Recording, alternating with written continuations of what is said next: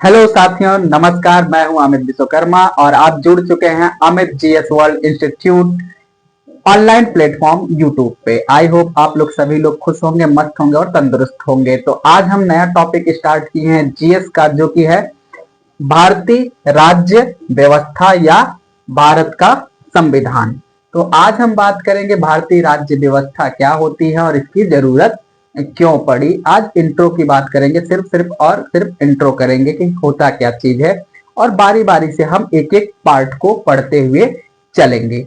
जैसा कि पहले भी हम इस चैनल से इंडियन इकोनॉमी की बात करते रहे हैं, तो अब रेगुलरली आपको एक अल्टरनेट क्लासेस मिलेंगे, एक दिन पॉलिटी की और एक दिन आपको इंडियन इकोनॉमी की, जो कि वनडे एग्जाम के लिए और जो कि जनरल सामान्य अध्ययन के लिए, जनरल स्टडीज के लिए कारगर होगा और परीक्षाओं के लिए अच्छा टॉपिक मिलेगा काफी शॉर्ट फॉर्म में। तो बात करते हैं भारत का संविधान। संविधान आखिर होता क्या है, तो एक बेसिक से बात करेंगे हम लोग।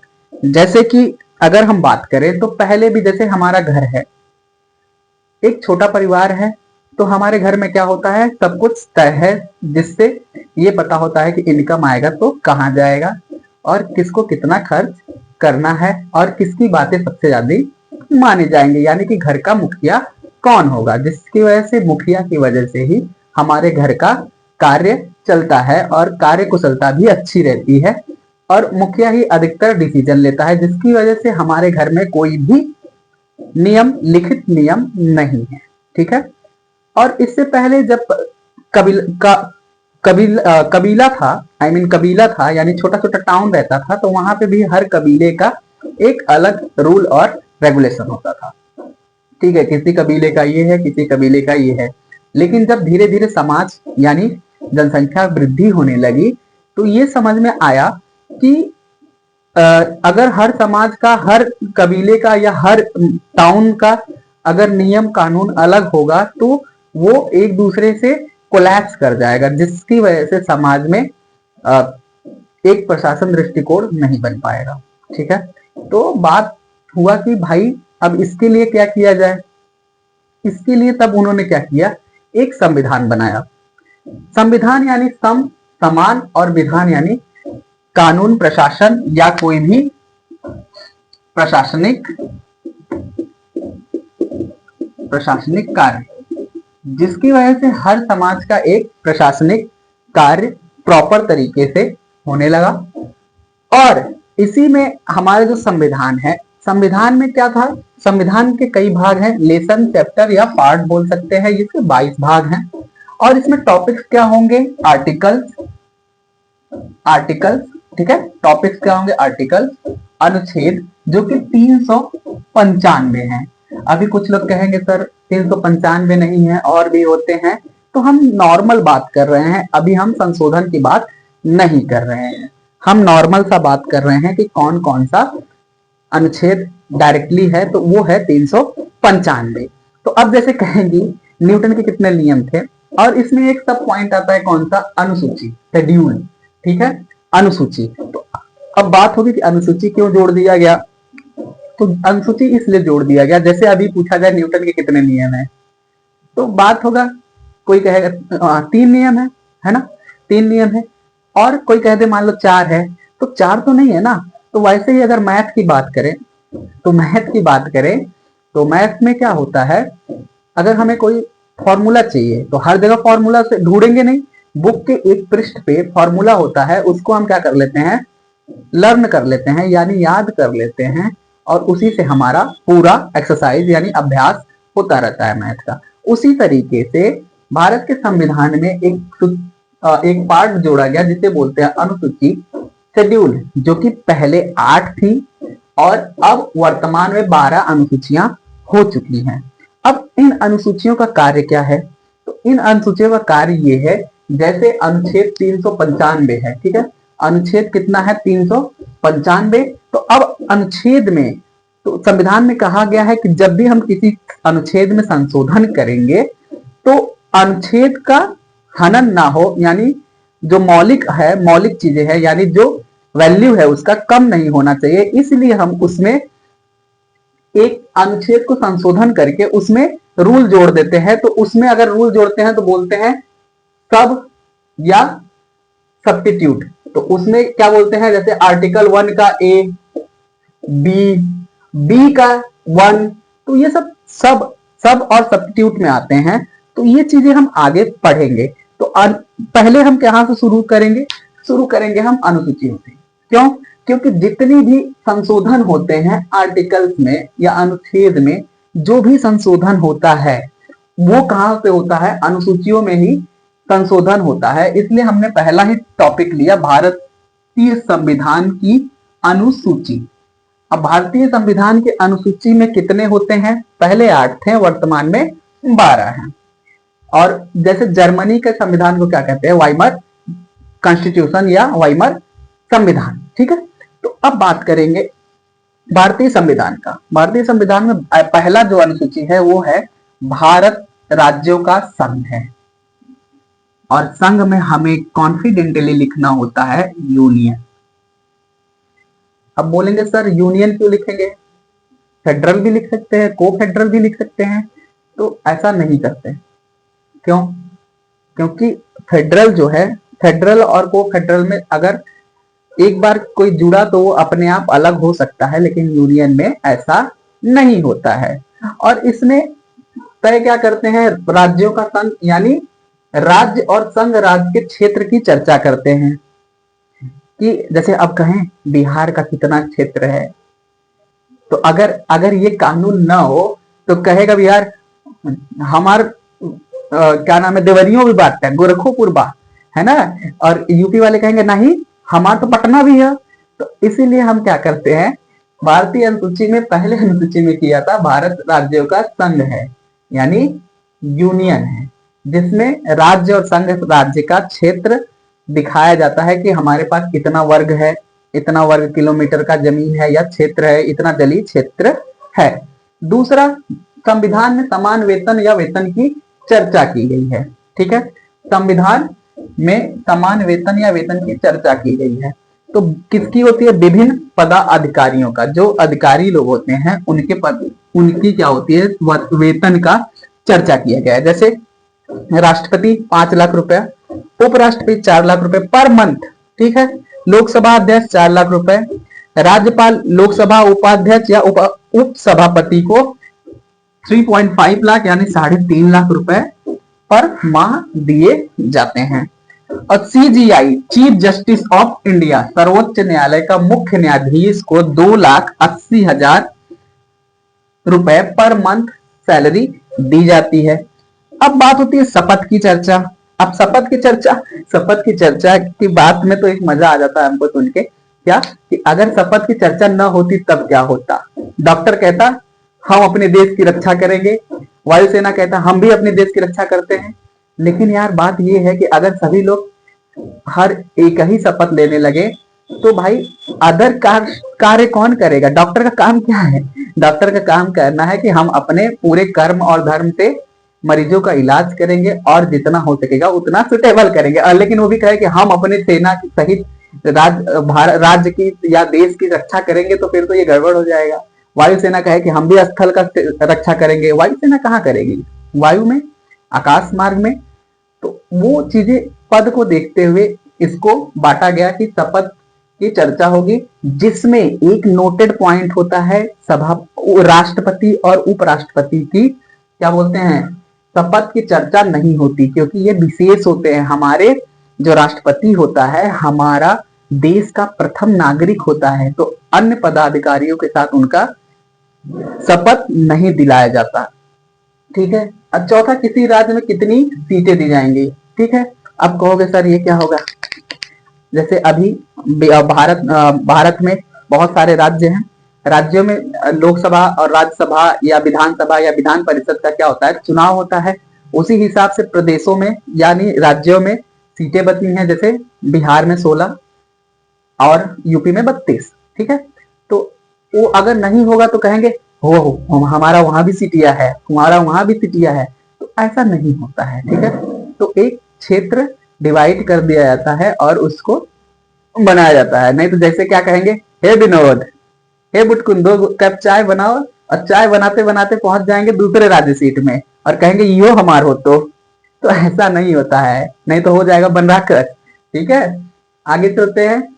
अब पांचवा है SC ST की चर्चा, अनुसूचित जनजाति और जनजाति लोगों के लिए राज्यों की चर्चा है। अगर राज्यों की चर्चा है, मतलब ST ST की चर्चा है, तो इसका मतलब है कि लोकसभा, राज्यसभा, विधानसभा या विधान परिषद में कुछ सीटें इन जातियों के लिए आरक्षित किया जाता है। कि जैसे आप लो लेवल से समझो, जैसे प्रधानी का चुनाव होता है, तो प्रधानी में कभी कभी होता है कि महिला वर्ग ही सिर्फ प्रतिनिधित्व करेंगी या प्रतिनिधि, प्रधान प्रतिनिधि में खड़ी होंगी, या कभी कभी आता है SC ST के ही लोग ही खड़े होंगे।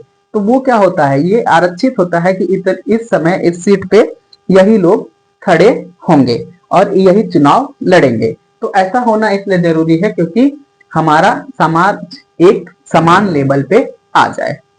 अब बात करेंगे पूर्वोत्तर के 4 राज्य, असम, मेघालय, त्रिपुरा, मिजोरम। अब इनकी बात होती है, इनकी बात ये होती है कि अगर ये चाहे तो अपने राज्य में दूसरे नियम लागू कर सकते हैं और जिसे संसद मानती है। लेकिन अभी बिहार कहे या यूपी कहे कि हम ना अपने यहाँ वो बनाएंगे, वायुसेना रखेंगे, सेंट्रल गवर्नमेंट मारेगी गिरा के, तो ये क्या कर दो, ठीक है।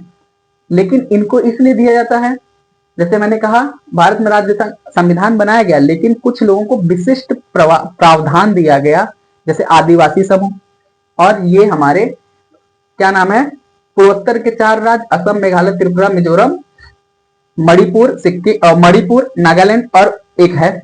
तो वहां पे इन सब चीजों को क्या किया, लेकिन उसमें से 4 असम, मेघालय, त्रिपुरा, मिजोरम, और इसको याद करने के लिए हम एक फॉर्मूला बनाते हैं, AMTM,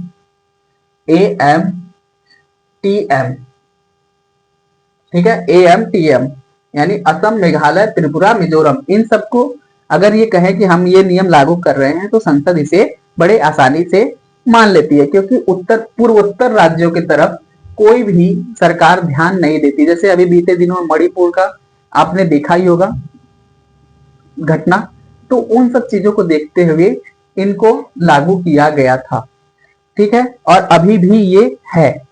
अब बात करेंगे शक्ति का विभाजन, आर्टिकल अनुसूची नंबर 7, शक्ति का विभाजन। शक्ति का विभाजन यानी शक्ति की अगर विभाजन ना हुई तो क्या होगा, आपस में मतभेद हो जाएगा।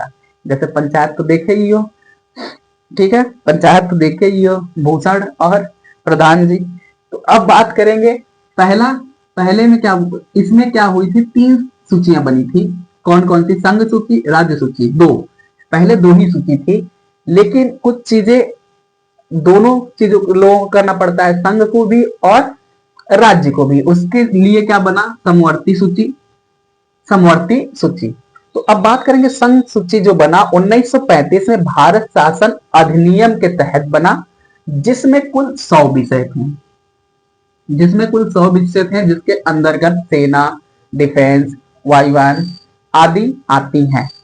और राज्य सूची में 1935 भारत शासन अधिनियम के अंतर्गत पहले जो था वो 66 विषय थे, किंतु वर्तमान में 61 विषय हैं, जिसको 42वां संशोधन 1976 द्वारा 5 विषय घटा के समवर्ती सूची में जोड़ा गया।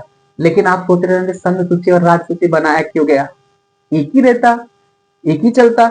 लेकिन भाई बात ये आ जाती है, अगर सोचो बिहार सरकार कहे या यूपी सरकार कहे, अगर छूट मिल गया सबको, है ना, तो बिहार सरकार कहे हम हो वायुयान रखब, और क्या कहे बिहार, यूपी कहे हम भी रखेंगे, तो अब केंद्र कहेगा हम भी रखे हैं, तो ई कहेगा हम दहिनों से उड़तो, वो कहे बाहों से उड़तो, और फिर क्या होगा, एक्सीडेंट होते ही क्या होगा, हालत खराब। अब जैसे रेलवे है, रेलवे की बात करें तो रेलवे कहाँ आता है, संघ सूची में आता है, संघ सूची में आता है। तो अगर वो कहे कि हम इधर से घुमाओ ट्रेनिया, और वो कहे हम इधर से घुमाइबो, तो क्या होगा, एक्सीडेंट, और होगा हानि किसकी, सरकार की और आम जनता की। तो इसी चीजों को देखते हुए कुछ विशिष्ट मतलब विशेष चीजों को कहाँ रखा गया, संघ सूची में, और जो राज्य के लिए जरूरी है उसे कहाँ रखा गया, राज्य में। लेकिन जो संशोधन से 5 विषय हटाए गए वो कौन कौन से हटाए गए, शिक्षा, जनसंख्या नियंत्रण, मापतौल, वन जीव अधिनियम, वन एवं वन जीव अभ्यारण्य और न्याय प्रशासन। ठीक है, ये 5 थे, 1 2 3 4 और ये 5। अब देखो जैसे क्या क्या है ना, अगर जनसंख्या नियंत्रण केंद्र के पास या समवर्ती सूची में चला गया, समवर्ती सूची में चला गया, अगर नहीं होता तो केंद्र सरकार कहती हमारे हम दो हमारे दो, तो राज्य सरकार कहती हाँ हट हम दो हमारे होने दो। तो समझ रहे हो, ये चीजें आगे हो जाती। तो इसलिए इन सब चीजों को कहां पे रखा गया, समवर्ती सूची में, जिसमें शिक्षा, नियोजन, नौकरी आदि 52 विषय जोड़े गए। लेकिन अगर इसमें समवर्ती सूची में भी अगर केंद्र सरकार कोई नियम लागू करती है तो राज्य सरकार को मानना पड़ेगा। अतः इसके अनुसार क्या हो गया, क्या होगा कि केंद्र सरकार को ज्यादा शक्तियां दी गई हैं। अब बात करते हैं, अब एक और आ जाता है अवशिष्ट या विशिष्ट सूची।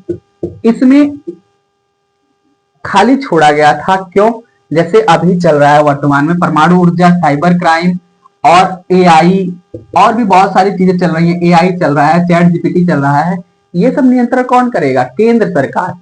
और इस पे कोई भी नियम कानून केंद्र सरकार बना सकती है। तो ये हमारा 7वां अनुसूची था, शक्ति विभाजन, जिसे संशोधित किया गया 1-2 पेज में नहीं 40 पेजों में। अतः इसे कभी कभी छोटा संविधान भी कहा जाता है। ठीक है, अब बात करेंगे आर्टिकल 8 में। तो बात होती है भाषा की, जो कि हमारे यहाँ भाषा 22 है, हिंदी, पंजाबी, कंकोड़ी, कर्नाटकी, तमिल, बहुत 22 भाषाएं हैं। इस पे हम नेक्स्ट लेक्चर में बात करेंगे। लेकिन ये 22 भाषाएं जिसमें भोजपुरी नहीं आता, और भोजपुरी को इतना बेहुदा बना दिया गया है गाना गा गा के ना, एकदम ऐसा उल जुलूल गाना गाते हैं कि पूछे ही मत। उसकी वजह से क्या हुआ, ये भोजपुरी आने का चांसेस कम है। अब बात हुई भूमि सुधार या चकबंदी की, तो इसमें क्या होगा, भूमि सुधार या चकबंदी, जैसे अब जैसे यूपी और बिहार में खेत बहुत ज्यादा है, तो सबको पता है 2 कट्टा यहाँ जमीन है, 2 कट्टा वहां जमीन है। अब क्या होता है, जो हम जोत होता है, हमारा कृषि जोत होता है, उसकी वजह से हमारा कृषि जोत क्या हुआ, बट गया।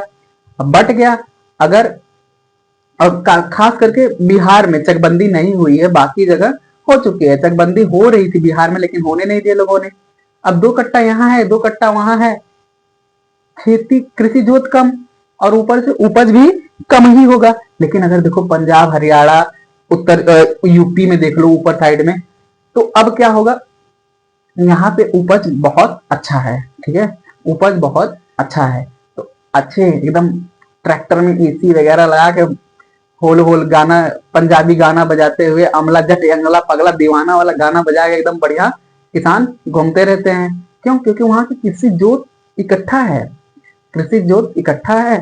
तो अब उनकी जोत क्षमता बड़ी है, तो उपज क्षमता भी ज्यादा होगी, जिससे वो अच्छी कृषि कर लेते हैं। अगर ये चकबंदी पूरे भारत में लागू हो गया है, लेकिन बिहार में अभी नहीं हुआ है। अब बात होती है दल बदल की। दल बदल की बात ये होती है, जैसे चुनाव है राज्यसभा, लोकसभा, विधानसभा या विधान परिषद का, तो जिस झंडे को लेकर या जिस पार्टी को लेकर हम अगर खड़े हैं, ठीक, चुनाव में खड़े हैं, और अगर चुनाव जीत गए तो हम 5 साल तक उस पार्टी को छोड़ नहीं सकते, मतलब छोड़ के दूसरे पार्टी में नहीं जा सकते। अगर गए तो हमारे विधायकियों गई, संसदीय गई, तो फिर क्या करे, गांव में बैठ के खैनी बनी तो, और कहते ए विनोद प्लास्टिक वाली चुनौती अच्छी होती है, बुटकुन चाय बनाओ, तो बेरोजगार हो जाएगा। और कल आने वाले लोग कहेंगे कल विधायक था, आज क्या है, बेरोजगार है, आज चाय पी रहा है। समझ रहे हो विनोद। आगे देखते हैं, पंचायत की चर्चा राज्य में होती है। ठीक है, राज्य सूची में होती है, और यहाँ पे कौन मिलता है, मुखिया। मुखिया, और इसे कभी कभी कहते हैं गांधीवादी, गांधीवादी सोच, गांधीवादी बोलते हैं इसको, पंचायत की चर्चा को। और बात करेंगे नगर पालिका। नगर पालिका में आपको मुखिया नहीं मिलेगा, मिलेगा मेयर, जो कि पंचायत क्या करता है, ग्राम का, गांव का देखभाल करता है, और ये नगर का।